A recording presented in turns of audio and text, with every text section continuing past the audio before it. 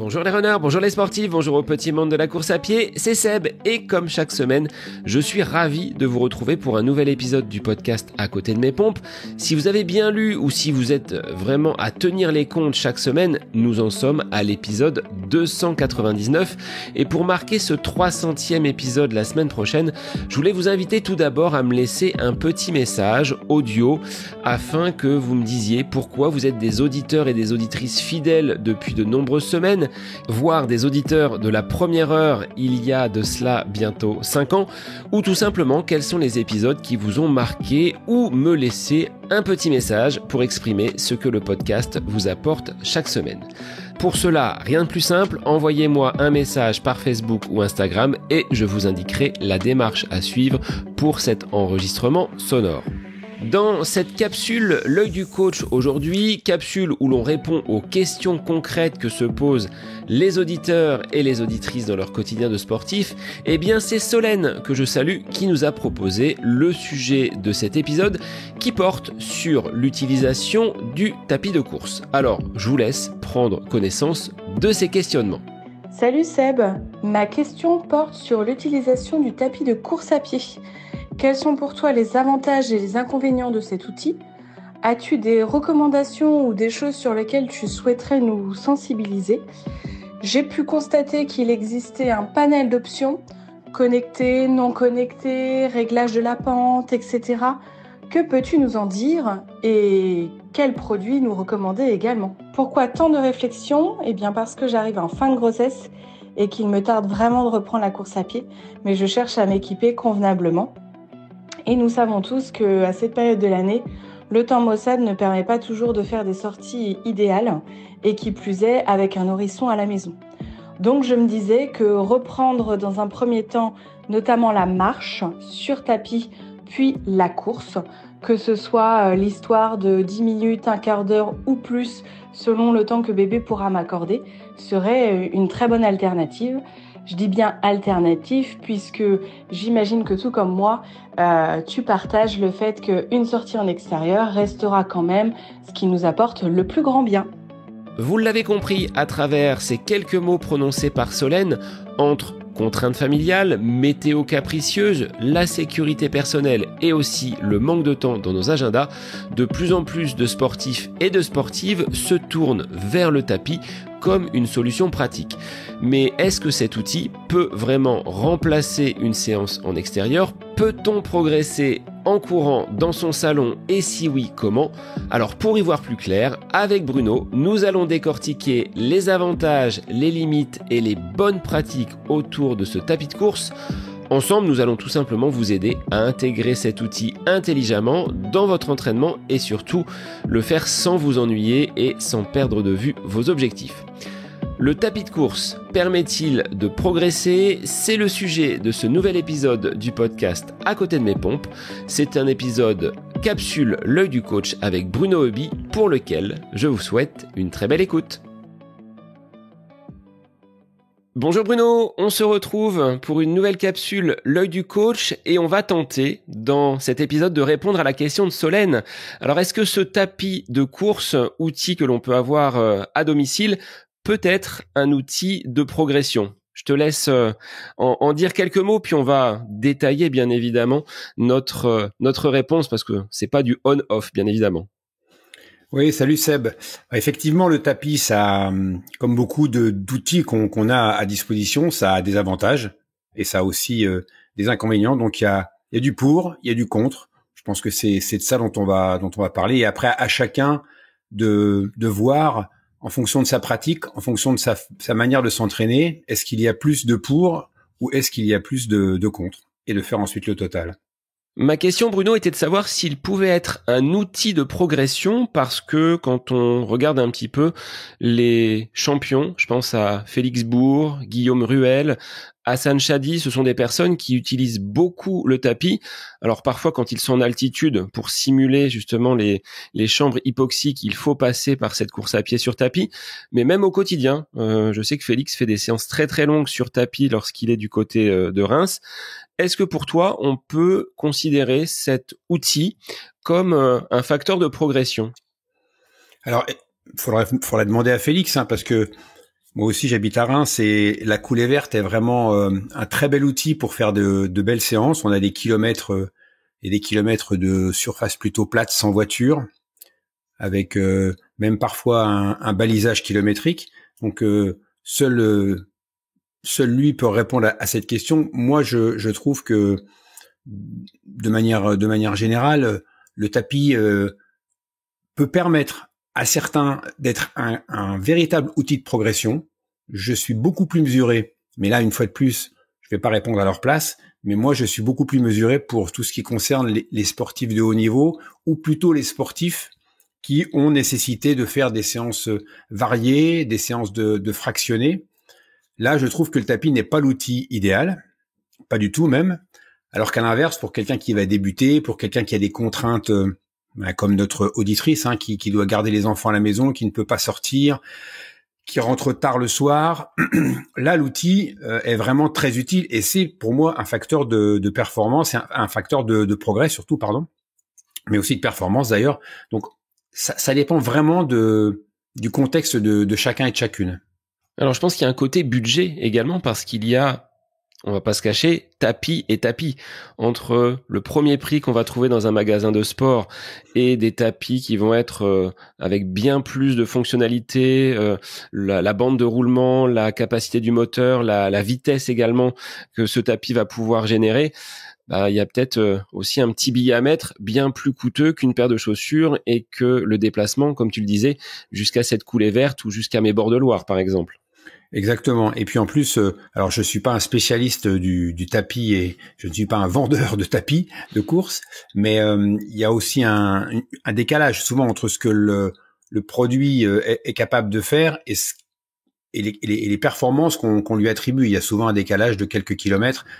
On va dire qu'un tapis est capable de courir à 14-15, mais quand on arrive aux limites du tapis, ça fonctionne plus très bien. Donc, il faut toujours se dire qu'un tapis qui est vendu pour 15 km/h va très bien fonctionner jusqu'à 10-12, qu'un tapis qui est vendu jusqu'à 20 km/h fonctionnera très bien jusqu'à 18. Voilà, il y a aussi, quand l'outil fonctionne à son maximum, il y a des contraintes, il y a des vibrations. Voilà, ça reste quand même quelque chose de mécanique. Donc, c'est pour ça aussi que quelqu'un qui veut faire un entraînement complet sur tapis avec des séances de fractionnés à des vitesses aussi élevées que Félix, par exemple, peut les faire, on est sur du 20, 21, 22 km/h. Là, oui, c'est le cas de le dire, il faut un tapis de course. Alors Bruno, quels peuvent être les avantages à utiliser un tapis de course dans son entraînement, dans sa pratique au quotidien? Alors, le gros avantage du tapis, c'est que ça permet de pratiquer toute l'année, par tous les temps, sans les contraintes extérieures de vent, de pluie, de nuit. Donc ça, c'est vraiment quelque chose qui fait l'atout numéro 1 du tapis. Alors, la contrepartie, c'est qu'on n'a pas de contact avec la nature, mais là, on est au moment où on enregistre cette capsule, on est au mois de mai. Ce sont des périodes où on a envie d'aller dehors, on a envie de sortir. L'hiver, quand il fait nuit à partir de 17h et qu'il se met à pleuvoir, oui, là, le tapis, c'est vraiment quelque chose qui est un outil très utile. Voilà, donc je dirais que le premier point, c'est celui-là, c'est ce côté pratique qu'on peut avoir de l'utiliser 365 jours par an. On peut s'entraîner aussi à toutes les heures. C'est-à-dire que si on a le tapis à domicile, on peut s'entraîner le matin, on peut s'entraîner le soir, on peut s'entraîner même très tardivement. Donc ça, c'est aussi un avantage non négligeable de cet outil. Alors sur le plan de la motivation, c'est vrai que le tapis à proximité, pas besoin de sortir. Des gens qui auraient des fractures de motivation, tu vois, quand la météo est pas bonne, là on peut switcher complètement ces potentielles excuses. Le tapis est là, donc il est à portée de basket.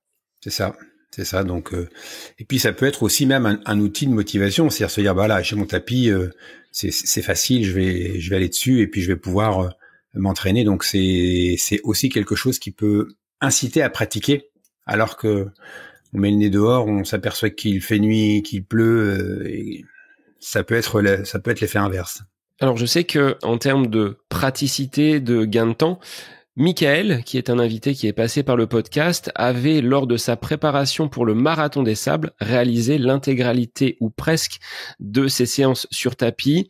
Papa militaire, son épouse militaire également, il était à devoir garder les enfants de façon très régulière le soir et pour lui, le tapis dans le garage, c'était un bon moyen de faire ses séances sans que ça n'impacte la vie de famille. Donc là, il y a un côté vraiment pratique dans la gestion de l'emploi du temps.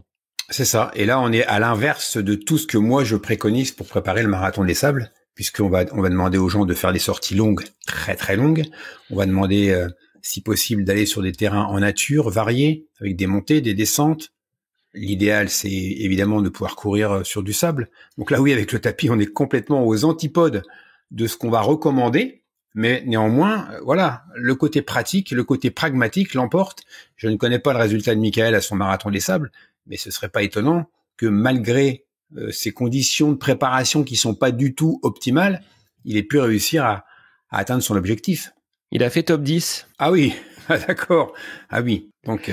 Je pense que c'était vraiment pour le côté gain de temps et de ne pas impacter vraiment la sphère familiale avec les entraînements qu'il avait opté pour ce choix du tapis.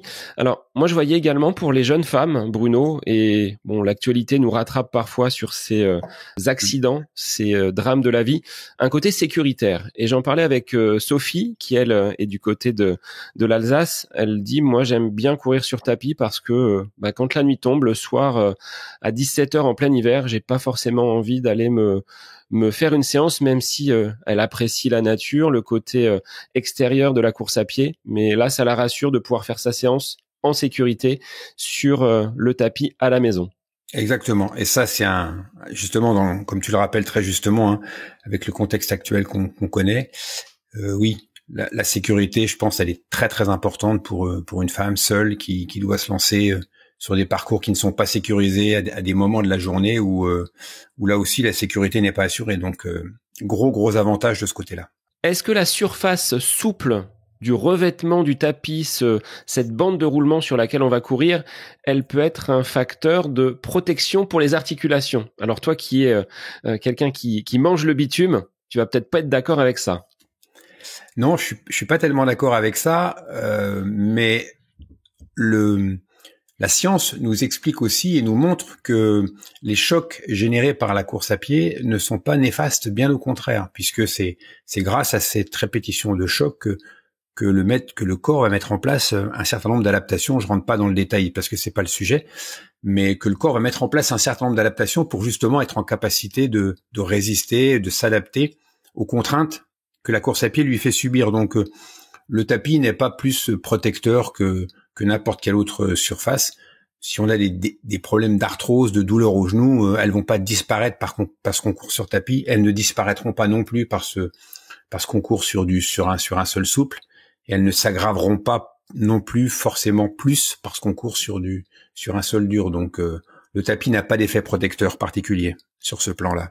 Je voyais moi un autre côté qui peut être également ludique. C'est-à-dire que il existe aujourd'hui des applications qui permettent de simuler, que ce soit en vélo ou home trainer, mais également sur tapis de course à pied, des sorties. Donc tu peux te balader dans Paris, tu peux te balader dans Londres avec ce côté un petit peu découverte. Et on le verra sur, on va dire, les côtés un petit peu moins sympas du tapis pour rompre cette monotonie. Là, il y a ce côté ludique. Alors, je crois que c'est Zwift qui propose des abonnements pour permettre aux coureurs d'avoir cet univers, cet environnement un petit peu différent qu'une fenêtre ou qu'un mur devant soi. Oui, c'est ça. Moi, je l'ai testé en vélo. Alors, il y a Zwift, il y a d'autres applications qui permettent effectivement de reproduire les conditions en extérieur, non seulement d'un point de vue visuel, mais aussi d'un point de vue avec le vélo, par exemple. On peut même simuler la pente, hein, c'est-à-dire que il y a une connexion qui se fait avec le vélo qui est connecté et quand on arrive sur une pente, le fait de pédaler est plus difficile, donc ça simule vraiment, en tout cas en vélo, les conditions de course extérieure. On peut même faire des compétitions, des challenges. Donc oui, ça c'est très très motivant. Après, au-delà des applications, on a maintenant des possibilités au niveau de la télévision, des abonnements sur différents types de plateformes qu'on va pas citer, de pouvoir aussi se mettre un film, se mettre une série, mettre un documentaire. Enfin, il y a des tas de manières qu'on n'avait pas autant dans les années précédentes. Il y a une offre maintenant qui est énorme et qui permet aussi de se mettre devant un écran et de rendre la course moins monotone, surtout quand on fait une séance en continu où là, au lieu de regarder le paysage, on va regarder quelque chose de sympa sur l'écran et ça peut rendre la chose moins monotone. Ou d'écouter de façon gratuite un très bon épisode de podcast. Je pense que là, il n'y a même pas besoin de plateforme, si ce n'est celle d'écoute, et c'est transparent pour le portefeuille. Exactement, ça coûte rien. Bruno, est-ce que tu vois là, à contrario de tous ces avantages, des limites à cette utilisation du tapis pour quelqu'un qui voudrait peut-être franchir le pas comme Solène et d'investir? Alors, Solène a ce profil de maman, d'avoir l'arrivée d'un nouvel enfant à la maison. Il y avait quand même ce côté je peux caser des séances avec un emploi du temps qui va être très resserré entre 2 biberons, entre 2 siestes. Mais de l'autre côté, est-ce que on peut voir quand même quelques limites à cette utilisation de la course à pied sur tapis? Il y a déjà une limite qui est technique parce que quelqu'un qui est monté sur un tapis sait que ça demande un certain temps d'adaptation. Il faut un certain équilibre. Donc, on va pas se mettre à courir sur tapis comme ça du jour au lendemain. Moi, je conseille aux débutants, à des gens qui n'ont jamais utilisé un tapis, de commencer par marcher afin de se familiariser avec l'appareil. Hein. Il y a une adaptation motrice, donc de la foulée. Il y a aussi une adaptation qui va se faire au niveau des repères visuels. On va pas voir le paysage défiler. Hein. Donc il y a toute une technicité qui est nécessaire pour bien maîtriser l'outil, donc à prendre en compte. Donc débuter tranquillement en marchant, on va trouver des repères visuels, on va trouver son équilibre. Voilà, bref, on va s'installer tranquillement dans cet outil qu'on connaît pas. Donc ne pas hésiter au début à marcher ou à augmenter les vitesses tout doucement pour trottiner très lentement. Et puis surtout, il faut ensuite qu'il y ait une adaptation de la foulée. Et ça, c'est le plus important. Donc moi, quand on me demande est-ce que c'est pertinent de faire un test sur tapis, puisque ça fait partie des évaluations physiologiques que les sportifs ont à leur disposition, je réponds toujours la même chose. Je leur dis, si vous n'êtes jamais allé sur un tapis, quand vous allez aller au labo et que vous allez taper et que vous allez réaliser votre examen, il est possible, votre évaluation, il est possible que ça soit défavorable parce que vous ne savez pas utiliser un tapis. D'autant que là, en plus, on demande aux gens de courir à vitesse maximale. Et à l'inverse, un Félix Bourg ou un Hassan Chadi, si ils passent des heures et des heures sur tapis, eux sauront utiliser l'outil. Donc ça va provoquer l'effet inverse, c'est-à-dire que ça va favoriser une vitesse plus rapide. Donc la technique de course rentre pour beaucoup. Hein. Donc c'est important de ne pas faire de fausses analyses des résultats, parce qu'en fonction du fait qu'on soit débutant ou pas, l'utilisation qu'on va faire du tapis sera différente. Voilà, donc ça il faut le savoir, puis il faut en tenir compte. Entre une foulée naturelle sur un sol classique et une foulée sur cette bande de roulement du tapis de course, qu'est-ce qui va être modifié? C'est le fait que le tapis nous entraîne et qu'on ne soit pas vraiment moteur de sa foulée? Ou est-ce qu'il y a d'autres paramètres qui vont être complètement perturbés? Alors, les premiers paramètres qui seront perturbés, c'est aussi c'est l'équilibre. C'est l'équilibre, c'est les repères visuels. Donc ça, il faut du temps pour s'adapter. On court sur un espace qui n'est pas très large, hein, avec cette force du tapis qui nous entraîne vers l'arrière si on n'y fait pas attention. Il y a des vidéos qui circulent là-dessus de gens qui se trouvent éjectés. Donc ça demande quand même une attention, une concentration qui est quand même très importante. Donc ça, forcément, ça a un impact sur la course en elle-même. Après, d'un point de vue purement mécanique, alors je suis pas un spécialiste de la biomécanique, mais il y a forcément, oui, cet effet d'entraînement qui est joué par le tapis. Quand le pied se pose au sol, en extérieur, le sol ne bouge pas. Là, quand le pied se pose au sol, l'accompagnement du tapis se fait, donc ça demande effectivement moins d'énergie au pied, à la foulée, pour se propulser. Donc il y a forcément une aide qui est apportée. Alors on dit que pour compenser, et puis sans compter le fait que il y a pas de vent, il y a pas de voilà, il y a pas tous ces freins. Donc, on dit que pour compenser, il faut mettre une légère pente de 2%. Je sais pas si c'est avéré sur le plan scientifique, mais c'est quelque chose qui circule et qu'on entend régulièrement. Donc, de courir avec une pente de 2% pour compenser les effets bénéfiques du tapis par rapport à un entraînement à l'extérieur. Aussi, ce qu'on remarque, c'est qu'il y a une absence de variation très nette dans le terrain. Quand tu es sur une route, sur un chemin, ça va pas être de façon rectiligne sur l'intégralité de la sortie. Là, le tapis, même s'il a des programmes qui vont pouvoir à un moment donné simuler une pente, simuler un dénivelé, il y a quand même une inertie et on n'est pas du tout dans le même ressenti, dans le même travail de pied sur un sol, notamment pour les trailers, qui serait complètement inégal et loin d'être totalement plan. Mais voilà, c'est pas comparable.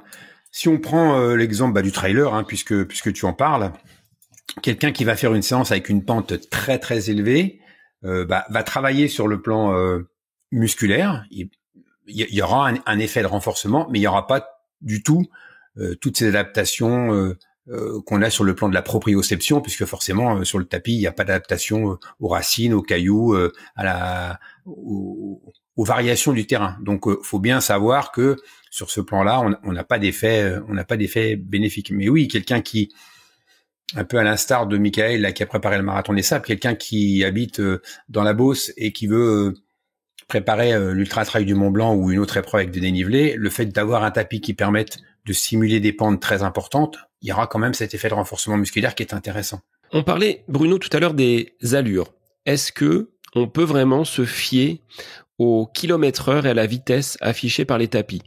Pour expérience, j'allais dans une salle de sport du côté de Beaugency et je faisais des fois 10-15 minutes de cardio sur tapis. Et je trouvais, d'une part, tu l'évoquais tout à l'heure par rapport à l'équilibre, qu'en descendant du tapis, j'avais l'impression d'être sur un bateau, donc ça tanguait déjà un petit peu. Mais à côté de ça, les vitesses, je trouvais qu'elles étaient un petit peu surévaluées par rapport à la même vitesse que j'aurais pu réaliser sur un sol dur sans que je sois entraîné par le tapis. Alors, est-ce qu'on peut finalement quand même se fier aux allures, aux vitesses proposées par ces tapis? Non, franchement, faut pas se leurrer. Moi, j'entraîne des gens à distance et dès que la séance est réalisée sur tapis, on n'a plus du tout les données. C'est-à-dire que le GPS ne fonctionne pas ou très très mal. Et puis, est-ce que le tapis est bien calibré ou pas? Ça, c'est encore autre chose. Donc, c'est très difficile.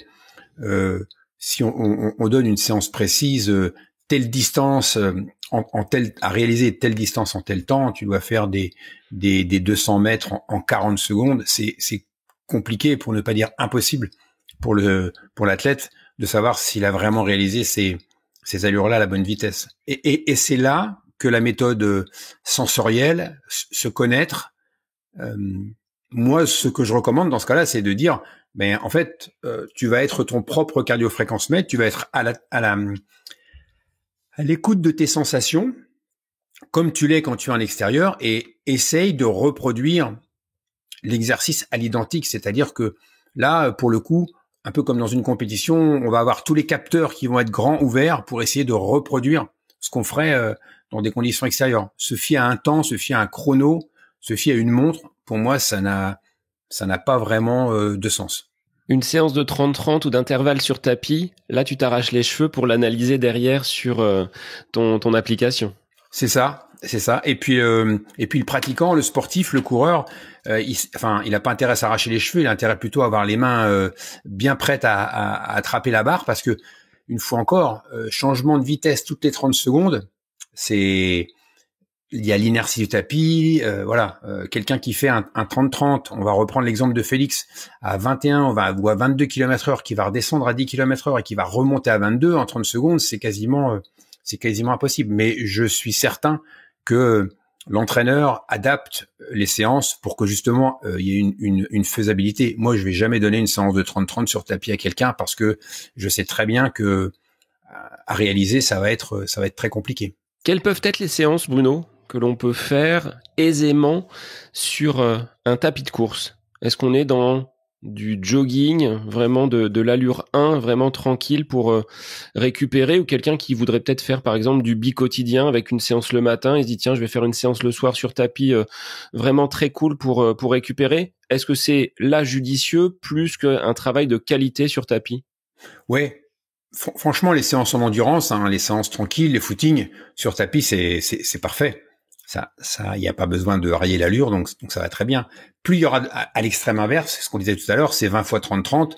Là, oui, c'est hyper compliqué. Mais après, on peut aussi prévoir des séances de MA, échauffement sur tapis, quelques accélérations, et puis voilà, faire des répétitions de 3 fois 8 minutes, 3 fois 10, 3 fois 12, à une vitesse constante, avec une récupération qui n'est pas prioritaire dans le but de la séance.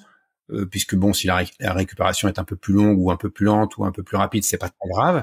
Là, oui, typiquement, une séance de MA, ça peut se faire sur tapis, tous les footings, et puis en fonction de la vitesse spécifique de l'objectif qu'on vise, certaines séances peuvent se faire aussi sur tapis. Mais après, une sortie longue de 2h30, 3h, 4h sur tapis, c'est long, c'est fastidieux, c'est ennuyeux, et puis une fois encore, on n'a pas vraiment la garantie que l'allure est bonne. Alors, ça me fait penser à un autre paramètre qui est à la fois là, il y a du pour et il y a du contre, mais sur tapis, on va avoir une sudation qui est bien plus importante. Enfin, en entraînement à l'intérieur, on a une sudation qui est bien plus importante, très très importante même.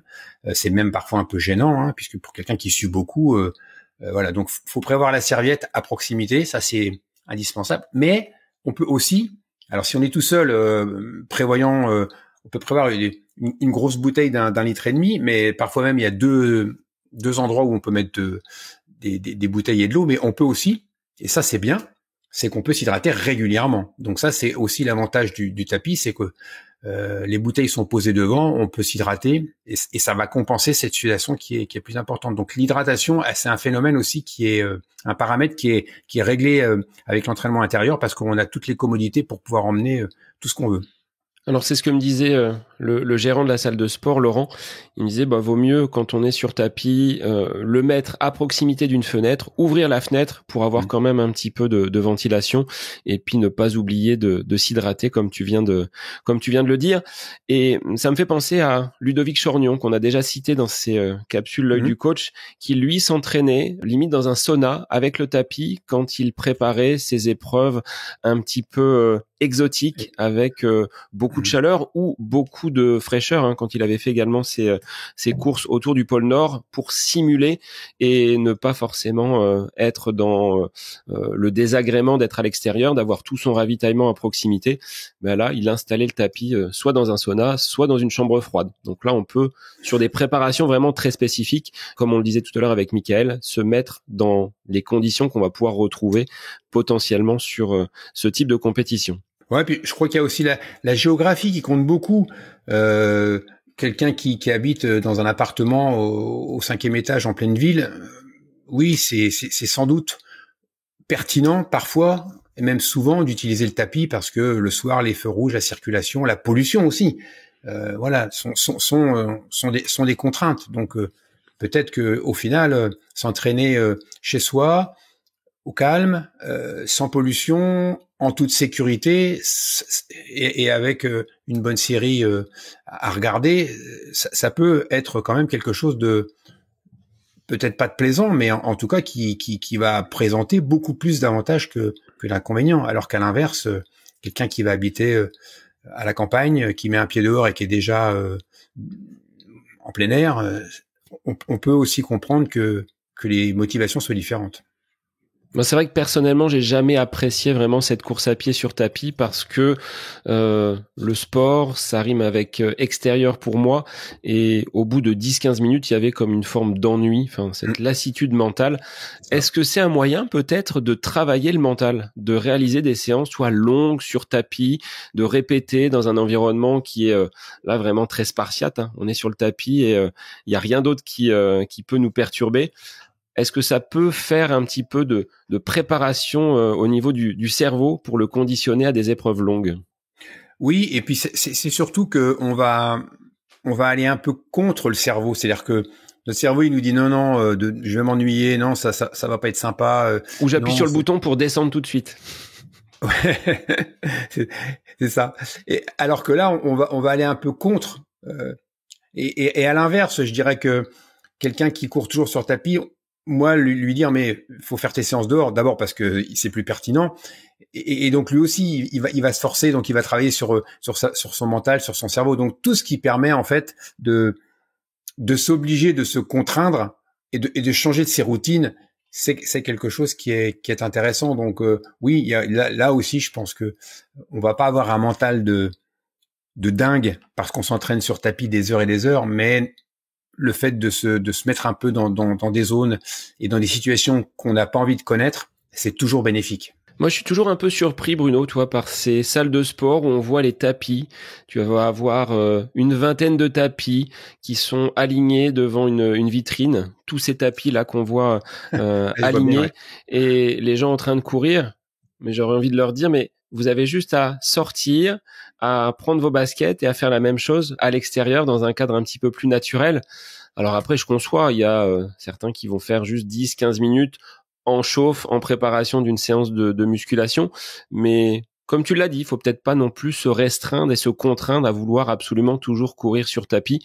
Il y a tellement de choses à faire également à l'extérieur, mais ça reste quand même une bonne alternative. C'est ça.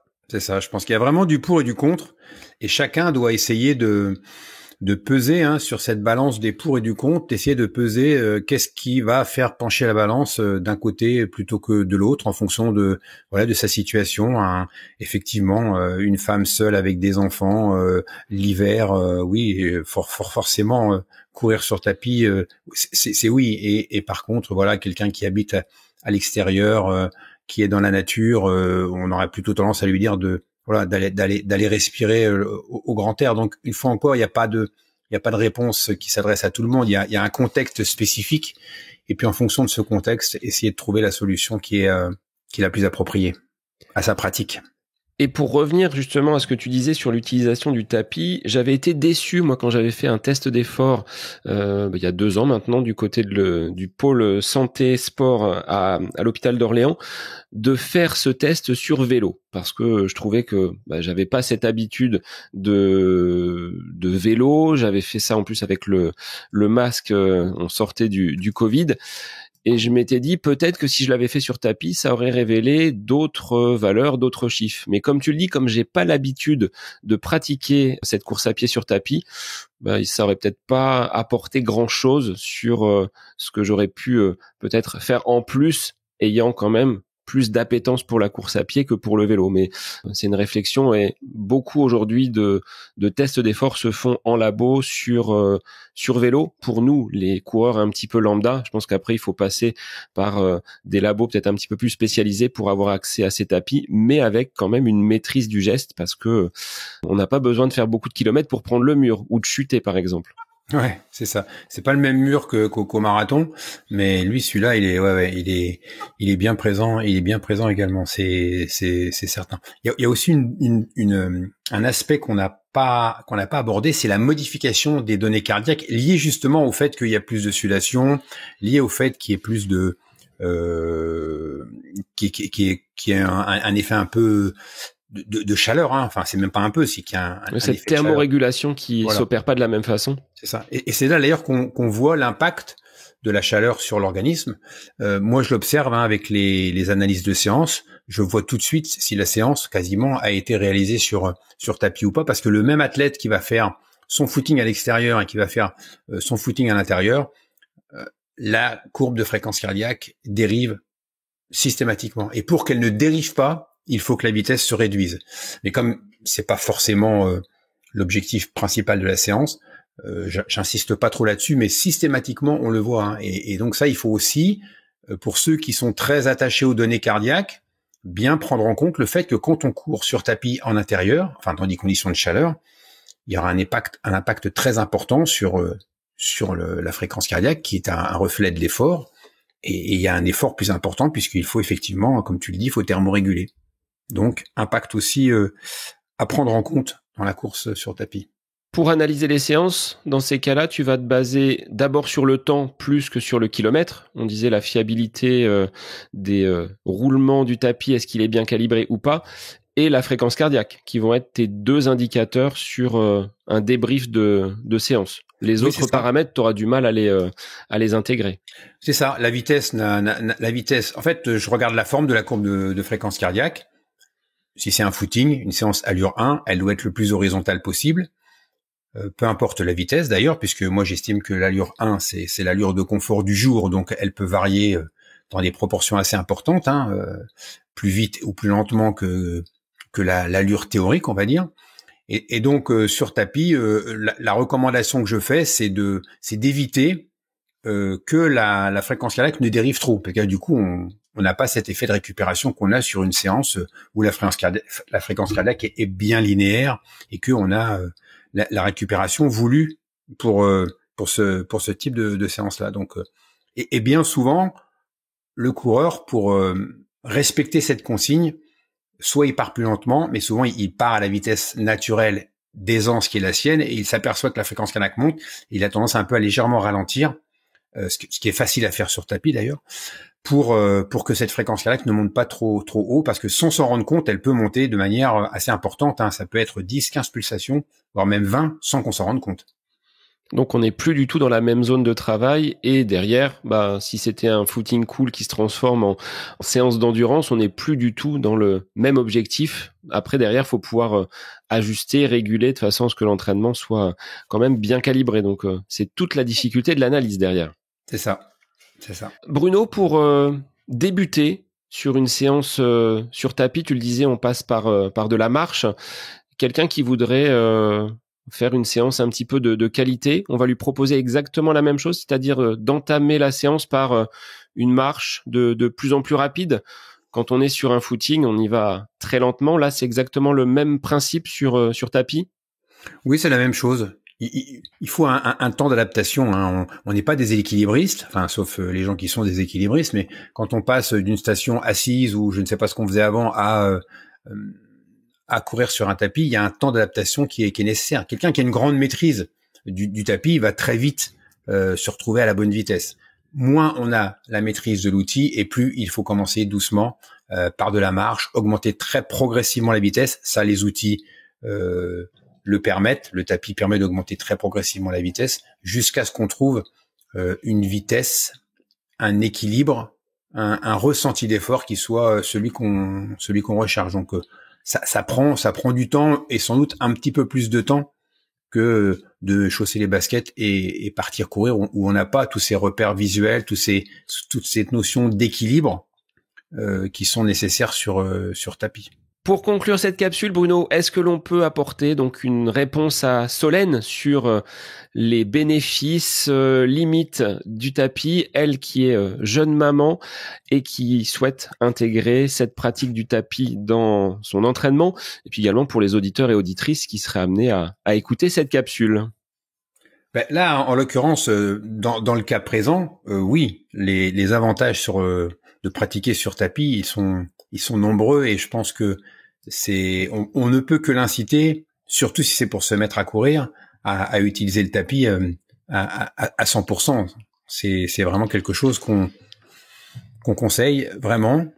Après, pour des séances plus construites, pour les entraînements variés, pour les intensités élevées, le tapis, ça peut être une bonne alternative, mais c'est quelque chose qui n'est pas aussi précis, efficace que la séance qu'on va faire en extérieur, parce que on se prépare à courir en extérieur. Donc l'entraînement sur tapis à 100%, oui, si on se prépare à battre un record sur tapis, il y a des épreuves sur tapis, ça existe. Il y a même un fameux influenceur, je crois, qui a fait 24 heures sur un tapis. Donc là, oui, 100% d'entraînement sur tapis pour ceux qui veulent préparer une épreuve sur un tapis, mais pas pour les autres. Et puis une fois encore, on l'a dit, les athlètes de haut niveau, il faut s'en inspirer, mais peut-être pas les copier. Quand un sportif de haut niveau, comme Félix par exemple, court tous les jours ou presque sur tapis, c'est parce qu'il a à sa disposition un outil ultra performant, c'est parce que ses journées sont construites autour de son entraînement, et que donc il a toutes les conditions matérielles qui lui permettent d'optimiser son entraînement sur tapis, parce que c'est un coureur professionnel. Voilà, le coureur occasionnel, le tapis, c'est pas forcément l'outil parfait pour s'entraîner. Avec, on l'a dit, l'ajout d'un petit peu de pente pour simuler et retrouver une foulée relativement naturelle, en vous hydratant et, si possible, avec une fenêtre à proximité ou un ventilateur pour limiter et éviter une augmentation trop rapide de la température et donc du rythme cardiaque. Ce sera les derniers conseils qu'on pourrait donner aux auditeurs. C'est ça. Eh bien Bruno, je te remercie pour cette nouvelle capsule, l'œil du coach autour du tapis de course. Est-ce que tu l'as déjà utilisé? Parce que je ne t'ai pas posé la question. Est-ce que tu fais toi aussi quelques séances sur tapis ou est-ce que pas du tout? C'est la coulée verte du côté de Reims. Ouais, moi c'est la coulée verte. J'aime être à l'extérieur. Quand j'étais sportif de haut niveau, on m'avait mis à disposition une marque, m'avait mise à disposition un tapis. J'avais à l'époque une véranda, donc je pouvais ouvrir les fenêtres et j'avais toutes les conditions parfaites pour m'entraîner dans l'extérieur et je voyais même la nature. Mais non, je m'ennuie très vite sur tapis et sauf si j'y suis contraint et obligé, je préfère éviter. Alors peut-être pour des personnes en reprise d'activité, en convalescence, pour limiter peut-être l'impact, on le disait tout à l'heure, de la course à pied, ça peut être une solution. On le fait souvent chez le kiné, il y a souvent le tapis qui est à disposition, donc ça peut être un premier pas, mais on l'a dit, de façon occasionnelle et raisonnée. C'est ça. Donc, chers auditeurs, nous vous invitons à nous indiquer si vous utilisez le tapis dans votre pratique au quotidien et on vous retrouve dès la semaine prochaine pour un nouvel épisode. Aujourd'hui, c'était l'œil du coach avec Bruno et je vous souhaite une très belle semaine. Cette capsule L'œil du coach avec Bruno Heuby est désormais terminée. Merci à vous pour votre écoute, mais aussi pour vos retours sur ce format d'épisode un petit peu plus court. N'hésitez pas à nous transmettre vos questions, vos interrogations via les différents réseaux, Facebook et Instagram. N'hésitez pas à nous soumettre vos idées d'épisodes pour de prochaines capsules. Belle semaine à vous!